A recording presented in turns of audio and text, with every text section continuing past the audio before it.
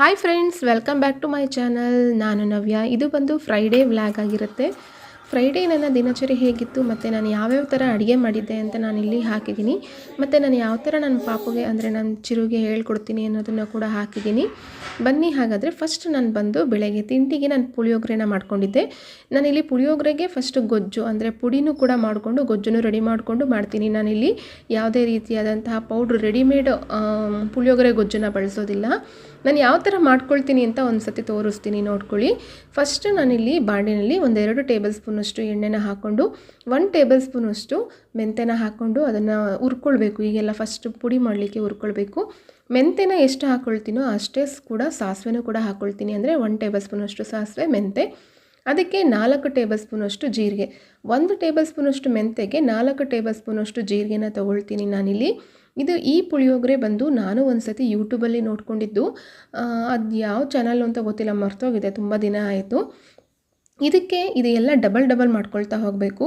ಈಗ 1 table spoon ಮೆಂತೆ, 4 table spoon ಜೀರಿಗೆ, ಅದಕ್ಕೆ 8 ಟೇಬಲ್ ಸ್ಪೂನ್ ನಾನು ಕೊತ್ತಂಬರಿ ಅಂದರೆ ಧನಿಯಾ ಅಂತ ಹೇಳ್ತೀವಲ್ಲ ಅದನ್ನು ಹಾಕ್ಕೊಂಡು, ಜೊತೆಗೆ ನಾನಿಲ್ಲಿ ಎಣ್ಸಿ ಯಾಕೆ ಹಾಕ್ತಿದ್ದೀನಿ ಅಂತಂದರೆ, ಏನಾದರೂ ಫಸ್ಟ್ ಟೈಮ್ ನೀವು ಮಾಡ್ತಾ ಇರ್ತೀರಾ, ಈ ಥರ ಪುಳಿಯೋಗರೆ ಗೊಜ್ಜುನ ಕೂಡ ನೀವು ಮನೇಲಿ ಮಾಡ್ಕೋತೀರಾ ಅಂತಂದರೆ ನಿಮಗೆ ಈಸಿ ಆಗುತ್ತೆ ಅಂತ ಹೇಳಿಬಿಟ್ಟು ನಾನು ಸ್ಪೂನಲ್ಲಿ ಅಳತೆ ಮಾಡಿ ಇದನ್ನು ಹಾಕಿ ತೋರಿಸ್ತಾ ಇದ್ದೀನಿ. ಮಾಮೂಲಿ ನಾನು ಮಾಡ್ಕೊಳ್ಳುವಾಗ ಹಾಗೆ ನನಗೆ ಅಂದಾಜಿನ ಮೇಲೆ ಹಾಕ್ಕೊಳ್ತಾ ಬರ್ತೀನಿ, ಗೊತ್ತಾಗುತ್ತೆ ಅಲ್ವಾ, ಅದಕ್ಕೆ. ನೆಕ್ಸ್ಟು 1 ಟೇಬಲ್ ಸ್ಪೂನಷ್ಟು ಕಡಲೆಬೇಳೆ, 1 ಟೇಬಲ್ ಸ್ಪೂನಷ್ಟು ಉದ್ದಿನಬೇಳೆನ ಹಾಕ್ಕೊಂಡು 8 ಮೆಣಸಿನ ಕಾಳನ್ನ ಹಾಕ್ಕೊಳ್ತೀನಿ. ನೆಕ್ಸ್ಟು ಸ್ವಲ್ಪ ಕರಿಬೇವಿನ ಸೊಪ್ಪು, ಇಷ್ಟೂ ಚೆನ್ನಾಗಿ ಎಣ್ಣೆಯಲ್ಲಿ ಫ್ರೈ ಮಾಡ್ಕೊಳ್ಬೇಕು. ಈ ರೀತಿ ಮಂದ ಊರಿನಲ್ಲೇ ಇರಬೇಕು, ಅಂದರೆ ಜಾಸ್ತಿ ಫ್ಲೇಮ್ ಇರಬಾರ್ದು, ಸೀದೋಗ್ಬಿಡುತ್ತೆ. ನಾನಿಲ್ಲಿ ಸ್ವಲ್ಪ ದಪ್ಪ ಇರೋದನ್ನು ಬಾಣಲಿನೆಲ್ಲ ಇಟ್ಕೊಂಡು ಹುರಿದ್ಕೊಳ್ತಾ ಇದ್ದೀನಿ. ನೀವು ಕೂಡ ಅದೇ ರೀತಿ ಮಾಡಿ. ಅಂದರೆ ಸ್ವಲ್ಪ ಅಂದರೆ ಈ ಬಾಣಲಿದು ಸ್ವಲ್ಪ ದಪ್ಪ ಇರುತ್ತಲ್ಲ, ಆ ರೀತಿಯಾಗಿ ತೊಗೊಂಡು ಹುರ್ಕೊಂಡ್ರೆ ಬೇಯಿಸಿರೋದಿಲ್ಲ ಮತ್ತು ಚೆನ್ನಾಗಿ ಎಲ್ಲ ಕಡೆನೂ ಫ್ರೈ ಆಗಿರುತ್ತೆ. ಸೊ ಈ ದಪ್ಪ ಬಾಣಲಿನಲ್ಲೇ ನೀವು ಈ ರೀತಿಯಾಗಿ ಹುರ್ಕೊಳ್ಳಿ. ನೆಕ್ಸ್ಟ್ ಚೆನ್ನಾಗಿ ಸಿಮ್ಮಲ್ಲಿ ಇಟ್ಕೊಂಡು ಗರಿಯಾಗಿ ಹುರ್ಕೊಳ್ಬೇಕು. ಅದು ಸ್ವಲ್ಪ ಗೋಲ್ಡನ್ ಕಲರ್ ಬರೋವರೆಗೂ ನೀಟಾಗಿ ಹುರ್ಕೊಂಡ್ರೆ ಆಯಿತು, ತುಂಬ ಚೆನ್ನಾಗಿ ಆಗುತ್ತೆ. ನೆಕ್ಸ್ಟು ನಾನು ಒಂದು ಒಣಮೆಣ್ಸಿನ್ಕಾಯಿನ 16 ಒಣಮೆಣ್ಸಿನ್ಕಾಯಿನ ಇಟ್ಕೊಂಡಿದ್ದೀನಿ. ನಾನಿಲ್ಲಿ ಹೇಳ್ತಾ ಇರೋದು ಎಲ್ಲ ಡಬಲ್ ರೇಷಿಯೋದಲ್ಲಿ ಬರ್ತಾಯಿದೆ. ಅಂದರೆ 1 ಟೇಬಲ್ ಸ್ಪೂನ್ ಮೆಂತೆ, 4 ಟೇಬಲ್ ಸ್ಪೂನ್ ಜೀರಿಗೆ, 8 ಟೇಬಲ್ ಸ್ಪೂನಷ್ಟು ಧನಿಯಾ ಮತ್ತು 16 ಒಣಮೆಣ್ಸಿನ್ಕಾಯಿನ ತೊಗೊಂಡಿದ್ದೀನಿ. ಈ ಅಳತೆನಲ್ಲಿ ಮಾಡಿದ್ರೆ ತುಂಬ ರುಚಿಯಾಗಿ, ತುಂಬ ಟೇಸ್ಟಿಯಾಗಿ, ಸೂಪರಾಗಿ ಬರುತ್ತೆ ಈ ಪುಳಿಯೋಗರೆ ಪುಡಿ. ನೆಕ್ಸ್ಟ್ ಸ್ವಲ್ಪ ಸ್ಟವೆಲ್ಲ ಆಫ್ ಮಾಡಿ. ಇಲ್ಲಿ ಒಣಮೆಣ್ಸಿನ್ಕಾಯಿ ಎಲ್ಲ ಹಾಕಿದ್ಮೇಲೆ ನಾನು ಜಾಸ್ತಿ ಅಷ್ಟು ಹುರಿಯೋದಿಲ್ಲ, ಯಾಕಂದರೆ ಒಣಮೆಣ್ಸಿನ್ಕಾಯಿ ಸ್ವಲ್ಪ ಚೆನ್ನಾಗಿ ಗರಿಯಾಗಿ ಇರುತ್ತಲ್ವ. ಈ ಕಾಲದಲ್ಲಿ, ಶೀತದ ಕಾಲದಲ್ಲಿ ಅಂದರೆ ಸ್ವಲ್ಪ ಮೆತ್ತಗಾಗಿದ್ದರೆ ಹುರ್ಕೊಳ್ಬೋದು ಅಷ್ಟೇ. ಆ ಕಾವಿಗೆ, ಬಾಣಲಿ ಇರುವಂತಹ ಕಾವಿಗೆ ಅದು ಚೆನ್ನಾಗಿ ಫ್ರೈ ಆಗೋಗುತ್ತೆ. ನೆಕ್ಸ್ಟು ಸ್ವಲ್ಪ ಆಫೆಲ್ಲ ಮಾಡಿದ್ಮೇಲೆ ಸ್ವಲ್ಪ ಅರಿಶಿನ ಮತ್ತು ಸ್ವಲ್ಪ ಇಂಗನ್ನು ಹಾಕಿ ನಾನು ಹುರ್ಕೊಂಡಿರೋ ಪದಾರ್ಥ ಎಲ್ಲ ಸ್ವಲ್ಪ ಆರಿದೆ ಅಂದಾದಮೇಲೆ ಮಿಕ್ಸಿ ಜಾರ್ಗೆ ಹಾಕ್ಕೊಂಡು ಸಣ್ಣದಾಗಿ ಪುಡಿ ಇಟ್ಕೊಂಡಿರ್ತೀನಿ. ಇದೆಷ್ಟು ಬೇಕಾದರೂ ಪ್ರಮಾಣದಲ್ಲಿ, ಅಂದರೆ 6 ತಿಂಗಳಾದ್ರೂ ಈ ಪುಡಿನ ಇಟ್ಕೊಂಡಿರ್ಬೋದು ನಾವು. ನೆಕ್ಸ್ಟ್ ನಾನು ಪುಳಿಯೋಗರೆ ಗೊಜ್ಜು ಮಾಡ್ಕೊಳ್ಳಿಕ್ಕೆ 4-5 ಟೇಬಲ್ ಸ್ಪೂನನ್ನು ಹಾಕ್ಕೊಂಡು ಎಣ್ಣೆನ, ಸ್ವಲ್ಪ ಸಾಸಿವೆನ ಹಾಕ್ಕೊಂಡು, ಇಲ್ಲಿ ಹೆಚ್ಚು ಪ್ರಮಾಣದಲ್ಲಿ ಶೇಂಗಾ ಬೀಜನ ಹಾಕ್ಕೊಳ್ತೀನಿ. ಯಾಕಂದರೆ ಶೇಂಗಾ ಬೀಜ ಅದು ಬಾಯಿಗೆ ಹಾಗೇ ನಾವು ತಿನ್ನಬೇಕಾದ್ರೆ ಸಿಗ್ತಾ ಇದ್ರೇ ಚೆಂದ ಅದು. ಸೊ ಅದಕ್ಕೆ ಜಾಸ್ತಿನೇ ಹಾಕ್ಕೊಳ್ತೀನಿ. ನೆಕ್ಸ್ಟು 1 ಟೇಬಲ್ ಸ್ಪೂನಷ್ಟು ಕಡಲೆಬೇಳೆ, ಉದ್ದಿನಬೇಳೆನ ಹಾಕ್ಕೊಳ್ತೀನಿ. ನೀವು ಶೇಂಗಾ ಬೀಜ ಯಥೇಚ್ಛವಾಗಿ ಬೇಡ ಅಂತಂದರೆ ಕಡಿಮೆನೇ ಹಾಕ್ಕೊಳ್ಬೋದು, ಅದು ನಿಮ್ಮ ಚಾಯ್ಸು. ನೆಕ್ಸ್ಟು ಸ್ವಲ್ಪ ಒಣಮೆಣ್ಸಿನ್ಕಾಯಿ ಮತ್ತು ಕರಿಬೇವಿನ ಸೊಪ್ಪನ್ನ ಹಾಕು ಚೆನ್ನಾಗಿ ಸಿಡಿದ್ಮೇಲೆ ಅದು ಚೆನ್ನಾಗಿ ಗೋಲ್ಡನ್ ಕಲರ್ ಬರಬೇಕು, ಹಸಿ ವಾಸನೆ ಎಲ್ಲ ಹೋಗಬೇಕು. ಶೇಂಗಾ ಬೀಜದ್ದು ಎಲ್ಲ ಮಾಡಾದಮೇಲೆ ಒಂದು ಬಟ್ಲಿಗೆ ನಾನು ಇದನ್ನು ತಗೊಳ್ತೀನಿ. ಅಂದರೆ ಕರೆದಿರುವಂತಹ ಶೇಂಗಾ ಬೀಜ, ಕಡಲೆಬೇಳೆ, ಉದ್ದಿನಬೇಳೆನೆಲ್ಲ ಒಂದು ಕಡೆ ತೊಗೊಂಡ್ಬಿಟ್ಟು ಅದೇ ಬಾಣಲಿನಲ್ಲಿ ಎಣ್ಣೆ ಹಾಕ್ಕೊಂಡು ಇಟ್ಕೊಂಡಿರ್ತೀನಲ್ಲ, 5 ಸ್ಪೂನು, ಬೇಕು ಅಂದರೆ ಇನ್ನೊಂದು 2 ಸ್ಪೂನು ಜಾಸ್ತಿನ ಹಾಕ್ಕೊಂಡು ಆ್ಯಡ್ ಮಾಡ್ಕೋಬೋದು. ನಾನಿಲ್ಲಿ ಹುಣಸೆ ಹಣ್ಣನ್ನು ಒಂದು ಅರ್ಧ ಗಂಟೆ ಮುಂಚೆನೇ ಒಂದು ನಿಂಬೆ ಹಣ್ಣಿನ ಗಾತ್ರಕ್ಕಿಂತ ಜಾಸ್ತಿನೇ ನೆನೆ ಹಾಕಿದ್ದೆ. ಈ ಹುಣಸೆ ಹಣ್ಣಿನ ರಸನೆಲ್ಲ ಅದೇ ಬಾಣಲಿಗೆ ಹಾಕ್ಕೊಂಡು, ಇಲ್ಲಿ ನಾನು ಯಾವುದೇ ಸ್ಟವ್ ಆಫ್ ಮಾಡಿರಲಿಲ್ಲ, ಡೈರೆಕ್ಟಾಗಿ ಹಾಗೆ ಮಾಡ್ಕೊಳ್ತಾ ಇದ್ದೀನಿ ಅದೇ ಬಾಣಲಿನಲ್ಲೇ. ಹುಣಸೆ ಹಣ್ಣಿನ ರಸಕ್ಕೆ ಒಂದು ಸ್ವಲ್ಪ ಜಾಸ್ತಿನೇ ಬೆಲ್ಲ ಹಾಕ್ಕೊಳ್ಳಿ. ಈಗ ನಾನು ಒಂದು ನಿಂಬೆಹಣ್ಣಿನ ಗಾತ್ರ ಅಥವಾ ಒಂದು ಎಳ್ಳಿಕಾಯಿ ಗಾತ್ರದಷ್ಟನ್ನು ಹುಣಸೆ ಹಣ್ಣನ್ನು ಹಾಕಿರ್ತೀನಿ, ಅಂದರೆ ಅಷ್ಟೇ ಪ್ರಮಾಣದಲ್ಲಿ ಬೆಲ್ಲನೂ ಕೂಡ ಹಾಕ್ಕೊಳ್ತೀನಿ. ಏಕೆಂದರೆ ಸ್ವೀಟ್ ಇದ್ರೇ ಚೆನ್ನಾಗಿರುತ್ತೆ. ಆ ಹುಳಿ ಅಂಶ ಮತ್ತು ಸಿಹಿ ಅಂಶ ಎಲ್ಲದನ್ನು ಕೂಡ್ಕೊಂಡಿರಬೇಕು. ಉಪ್ಪು, ಖಾರ, ಹುಳಿ ಎಲ್ಲ ತುಂಬ ಚೆನ್ನಾಗಿದ್ದರೆ ಚೆನ್ನಾಗಿ ಬರುತ್ತೆ. ನೆಕ್ಸ್ಟ್ ಇದೆಲ್ಲ ಚೆನ್ನಾಗಿ ಕುದಿಬೇಕು. ಬೆಲ್ಲ ಮತ್ತು ಹುಣಸೆಹಣ್ಣಿನ ರಸ ಚೆನ್ನಾಗಿ ಕುದ್ದಾದಮೇಲೆ ನಾನಿಲ್ಲಿ ಪೌಡ್ರನ್ನ ನಾನು ಮಾಡ್ಕೊಂಡಿರ್ತೀವಲ್ಲ ಆ ಪೌಡ್ರನ್ನ ಕೂಡ ಹಾಕ್ಕೊಳ್ತೀನಿ. ಚೆನ್ನಾಗಿ ಎಣ್ಣೆ ಬಿಡೋವರೆಗೂ ಅದನ್ನು ಫ್ರೈ ಮಾಡ್ಕೊಳ್ಬೇಕು. ಇಲ್ಲಿ ಈ ಕೈ ಆಡಿಸ್ತಾನೆ ಇರಬೇಕು, ಏಕೆಂದರೆ ಕಡಲೆಬೇಳೆ, ಉದ್ದಿನಬೇಳೆ ಎಲ್ಲ ತಳ ಹಿಡಿಯೋ ಚಾನ್ಸಸ್ ಇರುತ್ತೆ. ಸೊ ಕೈ ಆಡಿಸ್ತಾನೆ ಇದ್ದು ಜೊತೆಗೆ ಸ್ವಲ್ಪ ಉಪ್ಪನ್ನು ಕೂಡ ಇಲ್ಲಿ ಆ್ಯಡ್ ಮಾಡ್ಕೋತೀನಿ. ಉಪ್ಪು ನಮಗೆ ಅನ್ನದಲ್ಲೂ ಸ್ವಲ್ಪ ಹಾಕ್ಕೊಂಡಿರ್ತೀವಿ, ಅದಕ್ಕೋಸ್ಕರ ಈ ಗೊಜ್ಜಿಗೆ ನೋಡಿಬಿಟ್ಟು ಹಾಕ್ಕೊಳ್ಬೇಕು ಎಷ್ಟು ಪ್ರಮಾಣ ಬೇಕು ಅಂತ. ಬೇಕಾದರೆ ಆಮೇಲೆ ಉಪ್ಪು ಕಡಿಮೆ ಆಯಿತು ಅಂದರೆ ಹಾಕ್ಕೊಳ್ಬೋದಲ್ವ. ಸೊ ಅದಕ್ಕೆ 1.5 ಟೇಬಲ್ ಸ್ಪೂನ್ ಮಾತ್ರ ನಾನಿಲ್ಲಿ ಉಪ್ಪು ಹಾಕ್ಕೊಂಡಿದ್ದೀನಿ. ನಿಮಗೆ ಎಷ್ಟು ಬೇಕೋ ಅಷ್ಟು ಹಾಕ್ಕೋಬೋದು. ಮತ್ತು ನಾನು ಎಳ್ಳನ್ನು ಕೂಡ ಹುರಿದು ಹಾಕಿದೆ. ಎಳ್ಳು ಹುರಿದಿದ್ದನ್ನು ತೋರಿಸಿಲ್ಲ ಅಷ್ಟೇ, ಬಟ್ ಎಳ್ಳನ್ನು ಹುರಿದ್ಬಿಟ್ಟು ಇದಕ್ಕೆ ಹಾಕಿದ್ದೀನಿ. ಸ್ವಲ್ಪ ಎಳ್ಳಿದ್ರೇ ಚೆನ್ನಾಗಿ ಅದಕ್ಕೆ. ಸೊ ಇಲ್ಲೇನ ಕೊಬ್ಬರಿನೂ ಕೂಡ ಆ್ಯಡ್ ಮಾಡ್ಕೋತಾರೆ, ಬಟ್ ನಾನು ಕೊಬ್ಬರಿ ಮನೇಲಿ ಸ್ವಲ್ಪ ಖಾಲಿ ಆಗಿದ್ದರಿಂದ ಹಾಗೆಯೇ ನಾನು ಆಮೇಲೆ ತೆಂಗಿನ ತುರಿನ ಹಾಕ್ಕೊಂಡಿದ್ದೀನಿ ಅಷ್ಟೇ. ನೋಡಿ ಈ ರೀತಿ ಎಣ್ಣೆ ಎಲ್ಲ ಬಿಡ್ತಾ ಇದೆ ಅಲ್ವಾ. ಸೊ ಎಣ್ಣೆ ಎಲ್ಲ ಬಿಟ್ಟಾದಮೇಲೆ ಈ ಗೊಜ್ಜು ಕೂಡ ರೆಡಿಯಾಗಿರುತ್ತೆ. ಇದನ್ನು ಒಂದು ಕಡೆ ಎಷ್ಟು ಬೇಕೋ ಅಷ್ಟು ಅನ್ನಕ್ಕೆ ಇಟ್ಕೊಂಡು ಅದೇ ಬಾಣಲಿನಲ್ಲಿ ಇನ್ನೊಂದು ಸ್ವಲ್ಪ ತಕ್ಕೊಂಡು ಬೇರೆ ಕಡೆಗೆ ಸ್ಟೋರ್ ಮಾಡಿ ಇಟ್ಕೋಬೋದು. ನೆಕ್ಸ್ಟು ಸ್ವಲ್ಪ ಕರೆದಿರುವಂತಹ ಆಲ್ರೆಡಿ ಕರ್ಕೊಂಡಿದ್ವಲ್ಲ, ಆ ಕರೆದಿರುವಂತಹ ಶೇಂಗಾ ಬೀಜ ಎಲ್ಲದನ್ನು ಹಾಕ್ಕೊಂಡು ಒಗ್ಗರಣೆ ಹಾಕ್ಕೊಂಡು ನಾನಿಲ್ಲಿ ಕಾಯಿನೇ ಹಾಕ್ಕೊಳ್ತಾ ಇದ್ದೀನಿ. ಯಾಕಂದರೆ ಕೊಬ್ಬರಿ ಎಲ್ಲ ಊರಿಗೆ ಹೋದಾಗ ತೊಗೊಂಬರಬೇಕು, ಸ್ವಲ್ಪ ಖಾಲಿ ಎಲ್ಲ ಆಗಿತ್ತು ಅಂತ. ಈಗ ಕಾಯಿನೂ ಹಾಕ್ಕೊಂಡ್ರೆ ಏನೂ ಪ್ರಾಬ್ಲಮ್ ಆಗೋಲ್ಲ, ಯಾಕಂದರೆ ಅದು ಕೂಡ ಟೇಸ್ಟು ಚೆನ್ನಾಗೇ ಇರುತ್ತೆ. ಈ ಒಣಕಾಯಿ ಅಂದರೆ ನೀರೆಲ್ಲ ಬತ್ತಿರುತ್ತಲ್ವ, ಅಂಥ ಕಾಯಿನ ತುರ್ಕೊಂಡಿದ್ದೆ ನಾನು. ಸೊ ಅದು ಹಾಗಾಗಿ ಏನೂ ಪ್ರಾಬ್ಲಮ್ ಆಗಲಿಲ್ಲ, ಚೆನ್ನಾಗಿತ್ತು ಟೇಸ್ಟು ಕೂಡ. ನೀಟಾಗಿ ಒಂದು ಕಡೆ ಕಲಿಸ್ಕೊಂಡ್ರೆ ಇದು ಅನ್ನ ಬಿಸಿ ಇರೋದ್ರಿಂದ ಈ ಥರ ಅನ್ನಿಸ್ತಿದೆ ಅಷ್ಟೇ. ಇದೆಲ್ಲ ಚೆನ್ನಾಗಿ ಆರಿದ್ಮೇಲಂತೂ ಸೂಪರಾಗಿತ್ತು ಪುಳಿಯೋಗರೆ. ಬಾಕ್ಸಿಗೂ ಕೂಡ ಇಟ್ಕೊಳಿಸ್ದೆ, ಮತ್ತು ಎಲ್ಲರೂ ಕೂಡ ಇಷ್ಟಪಟ್ಟರು. ಸ್ವೀಟಾಗಿ ಖಾರವಾಗಿ ಹುಳಿ, ಸ್ವೀಟು, ಖಾರ, ಉಪ್ಪು ಎಲ್ಲ ಸಖತ್ತಾಗಿ ಬಂದಿತ್ತು. ನೀವು ಕೂಡ ಒಂದ್ಸತಿ ಈ ರೀತಿಯಾಗಿ ಪುಳಿಯೋಗರೆ ಗೊಜ್ಜನ್ನ ಮಾಡಿಕೊಂಡು ಮನೆಯಲ್ಲಿ ಮಾಡ್ಕೊಳ್ತೀನಿ. ನಿಮ್ಮ ಮಕ್ಕಳಿಗೂ ಕೂಡ ಇಷ್ಟ ಆಗುತ್ತೆ, ಮನೆಯವರೆಲ್ಲರಿಗೂ ಕೂಡ ಇಷ್ಟ ಆಗುತ್ತೆ. ಕೈ ರುಚಿಗೆ ಮಾತ್ರ ನಿಜವಾಗ್ಲೂ ಫಿದಾ ಆಗ್ತಾರೆ. ಸಖತ್ತಾಗಿ ಬಂದಿತ್ತು ಈ ಪುಳಿಯೋಗರೆ.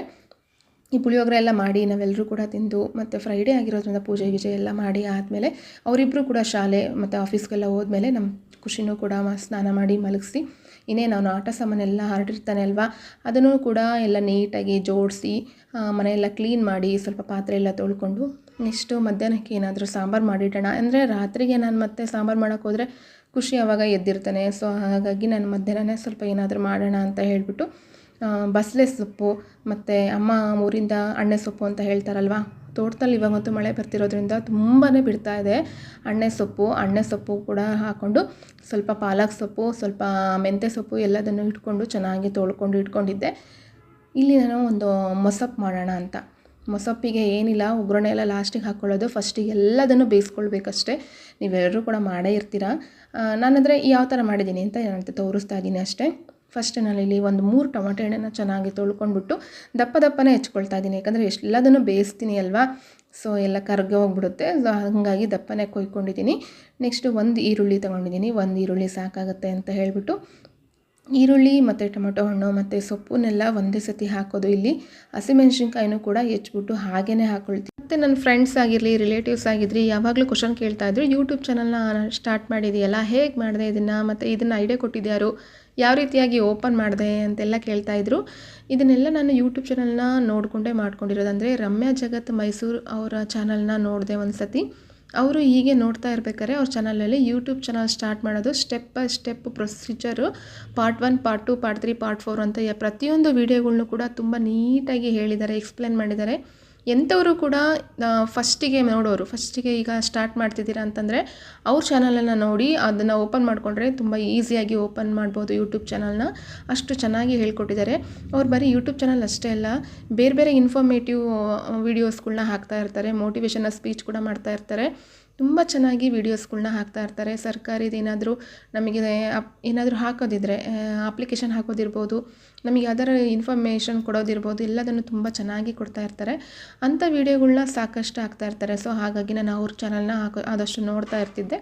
ಅದನ್ನು ನೋಡಿ ನನಗೂ ಕೂಡ ಅನ್ನಿಸ್ತು ಯೂಟ್ಯೂಬ್ ಚಾನಲ್ನ ನಾನು ಕೂಡ ಮಾಡಬೇಕಲ್ವಾ ಅಂತ.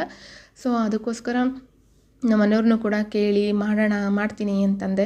ಹೇಗೆ ಮಾಡ್ತೀಯಮ್ಮ, ಅದಕ್ಕೆಲ್ಲ ತುಂಬ ಜನ ಮಾಡ್ತಾಯಿದ್ದಾರೆ, ನಿಂದೆಲ್ಲ ಸಕ್ಸಸ್ ಆಗಬೇಕಲ್ಲ ಅಂತ ಹೇಳ್ತಾಯಿದ್ರು. ಆದರೂ ಕೂಡ ಮಾಡೋಣ ಅಂತ ಟ್ರೈ ಮಾಡ್ತಿದ್ದೀನಿ ಅಷ್ಟೇ. ನಾನಿಲ್ಲಿ ಯಾವುದೇ ರೀತಿಯಾದ ಟ್ರೈಪಾಡ್ನಾಗಲಿ ಯಾವುದನ್ನು ಕ್ಯಾಮ್ರಾ ಆಗಲಿ ಏನನ್ನೂ ಉಪಯೋಗಿಸ್ತಾ ಇಲ್ಲ. ಮನೆಯಲ್ಲೇ ಒಂದು ಇದ್ರ ಮೇಲೆ ಮಾಮೂಲಿ ಮೊಬೈಲ್ ಹೋಲ್ಡರ್ ಇರುತ್ತಲ್ವ, ಅದನ್ನೇ ಇಟ್ಕೊಂಡು ಈ ರೀತಿಯಾಗಿ ಎಲ್ಲ ವೀಡಿಯೋಗಳನ್ನೆಲ್ಲ ಮಾಡಿ ನಾನು ಹಾಕ್ತಿದ್ದೀನಿ ಅಷ್ಟೇ.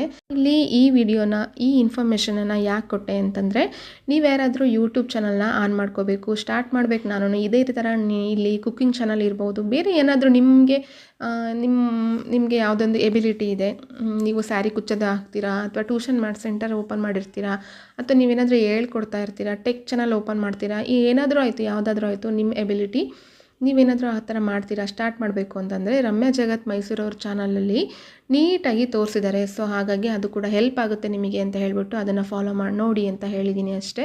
ನಾನಿಲ್ಲಿ ಕುಕ್ಕರಲ್ಲಿ ಸ್ವಲ್ಪ ಸೊಪ್ಪು ಮತ್ತು ಟೊಮೊಟೊ ಹಣ್ಣು, ಈರುಳ್ಳಿ, ಹಸಿಮೆಣಸಿನ್ಕಾಯಿ ಎಲ್ಲದನ್ನು ಹಾಕ್ಕೊಂಡಿದ್ದೀನಿ. ಇಲ್ಲಿ ಬೇಳೆಗಳನ್ನು ಸಹ ಹಾಕ್ಕೊಳ್ತೀನಿ. 2 ಟೇಬಲ್ ಸ್ಪೂನಷ್ಟು ತೊಗರಿಬೇಳೆ, ಹೆಸರುಬೇಳೆ ಮತ್ತು ಅವರೆಬೇಳೆನ ತೊಗೊಂಡು 1 ಟೇಬಲ್ ಸ್ಪೂನಷ್ಟು ಮಸೂರು ಬೇಳೆ ಅಂತಾರಲ್ಲ, ಇದನ್ನು ಕೂಡ ಹಾಕ್ಕೊಂಡು ಕ್ಲೀನಾಗಿ ತೊಳ್ಕೊಂಡು ಅದನ್ನು ಕೂಡ ಆ್ಯಡ್ ಮಾಡಿಕೊಂಡು ಎಷ್ಟು ಬೇಕೋ ಅಷ್ಟು ನೀರನ್ನು ಕುಕ್ಕರಿಗೆ ಸೇರಿಸ್ಕೊಂಡು ಚೆನ್ನಾಗಿ ಅದು ಬೇಯಬೇಕು. ಆ ಥರ ಬೇಯಿಸಬೇಕು. ಒಂದು 2 ರಿಂದ 3 ವಿಷಲ್ ಆದರೂ ಸಾಕಾಗುತ್ತೆ. ಇದಕ್ಕೆ ಸ್ವಲ್ಪ ಬೆಳ್ಳುಳ್ಳಿ ಮತ್ತು ಜೀರಿಗೆನೂ ಕೂಡ ಹಾಕ್ಕೊಳ್ತೀನಿ ನಾನು. ಇದಕ್ಕೆ ಸ್ವಲ್ಪ ಉಪ್ಪು, 1 ಟೇಬಲ್ ಸ್ಪೂನಷ್ಟು ಉಪ್ಪನ್ನು ಹಾಕ್ಕೊಂಡು ಚಿಟಿಕೆ ಅರಿಶಿನನೂ ಕೂಡ ಹಾಕ್ಕೊಂಡು ಎಷ್ಟು ಬೇಕೋ ಅಷ್ಟು ನೀರು, ಅಂದರೆ ಇದು ಬೇಯಲಿಕ್ಕೆ ಎಷ್ಟು ಬೇಕೋ ಅಷ್ಟು ನೀರನ್ನು ಕೂಡ ಹಾಕ್ಕೊಂಡು ಚೆನ್ನಾಗಿ ಬೇಯಿಸ್ಕೊತೀನಿ. ನೀರು ಸ್ವಲ್ಪ ಉಪ್ಪು ನೀರಾಗಿದೆ ಅಂತಂದರೆ ಜಾಸ್ತಿನೇ ಬೇಯಿಸ್ಕೊಳ್ಳಿ. ಇದು ಸ್ವೀಟ್ ನೀರಾಗಿರೋದ್ರಿಂದ ನಮ್ಮ ಮನೇಲಿ ಒಂದು 3 ವಿಷಲ್ಗೆ ಎಲ್ಲ ಬೆಂದೋಗ್ಬಿಡುತ್ತೆ ಸ್ವಲ್ಪ. ಹಾಗಾಗಿ ಚೆನ್ನಾಗಿ ಮಸಿಬೋದು ಅಂತ ಹೇಳಿಬಿಟ್ಟು ಒಂದು 3 ವಿಷಲ್ ಮಾತ್ರ ಕೂಗಿಸ್ಕೊಂಡೆ ಅಷ್ಟೇ. ಕುಕ್ಕರ್ನ ಮುಚ್ಚಿದ ಮೇಲೆ 3 ವಿಷಲ್ ಕೂಗಲಿ ಅಂತ ಹೇಳಿಬಿಟ್ಟು ಅದು ನೆಕ್ಸ್ಟ್ ಮಸಾಲೆನ ಕೂಡ ರೆಡಿ ಮಾಡಿಕೊಂಡೆ. ಮಸಾಲೆಗೆ ಸ್ವಲ್ಪ ಕಾಯಿ ತುರಿ, ಅರ್ಧ ಬಟ್ಲಷ್ಟು ಕಾಯಿ ತುರಿನ ತೊಗೊಂಡು ಸ್ವಲ್ಪ ಸಾಂಬಾರು ಪುಡಿ ಹಾಕ್ಕೊಂಡಿದ್ದೀನಿ ಅಷ್ಟೇ. ಸಾಂಬಾರು ಪುಡಿ ಅಲ್ಲೇ ಹಾಕ್ಬೋದಾಗಿತ್ತು, ನಾನು ಅಲ್ಲಿ ಹಾಕಲಿಲ್ಲ. ಸೊ ಇಲ್ಲಿಗೆ ಹಾಕ್ಕೊಂಡು ರುಬ್ಕೊಳ್ಳೋಣ ಅಂತ ಕಾಯಿ ತುರಿ ಜೊತೆಗೆ ಸಾಂಬಾರು ಪುಡಿ ಹಾಕ್ಕೊಂಡು ಸ್ವಲ್ಪ ನೀರು ಹಾಕ್ಕೊಂಡು ಚೆನ್ನಾಗಿ ನುಣ್ಣಗೆ ರುಬ್ಕೊಂಡೆ. ಇಷ್ಟೊತ್ತಿಗೆ ಅಷ್ಟೇನೋ ಅನ್ನಕ್ಕೂ ಕೂಡ ಇಟ್ಕೊಂಡಿದ್ದೆ ನಾನು. ಆಮೇಲೆ ಸಾಂಬಾರ್ದು ಕೂಡ ಕುಕ್ಕರೆಲ್ಲ ಆರಿತ್ತು, ಸ್ವಲ್ಪ ಚೆನ್ನಾಗಿ ಮಸಿದೆ.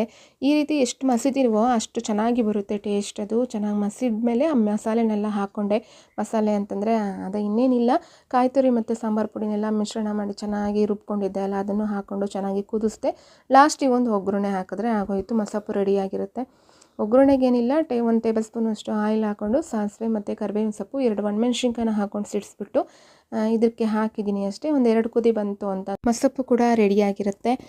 ಇಲ್ಲಿ ಮಧ್ಯಾಹ್ನ ಟೈಮು ನಾವು ಏನೇ ಊಟ ಮಾಡಲಿ ಈ ಅನ್ನ ಜೊತೆಗೆ ತುಪ್ಪ ಹಾಕ್ಕೊಂಡು ಈ ಥರ ಸಾಂಬಾರು, ಅಂದರೆ ಹೆಲ್ತಿಯಾಗಿ ಈ ಥರ ಪಾಲಕು, ಮೆಂತ್ಯ ಸೊಪ್ಪು ಎಲ್ಲದನ್ನು ಹಾಕಿರುವಂತಹ ಸಾಂಬಾರನ್ನ ಹಾಕ್ಕೊಂಡು ಸ್ವಲ್ಪ ಉಪ್ಪಿನಕಾಯಿ, ಹಪ್ಪಳ ಜೊತೆಗೆ ಇನ್ನೂ ಜೊತೆಗೆ ಬೇಕು ಅಂತಂದರೆ ಒಂದು ಲೋಟ ಮಜ್ಜಿಗೆ, ಇದೆಲ್ಲ ಇದ್ಬಿಟ್ರೆ ಅಮೃತ. ನಿಜವಾಗ್ಲೂ ಮಧ್ಯಾಹ್ನ ಟೈಮು ಈ ಥರ ಊಟ, ಹೆಲ್ತಿ ಊಟ ಸೂಪರಾಗಿರುತ್ತೆ.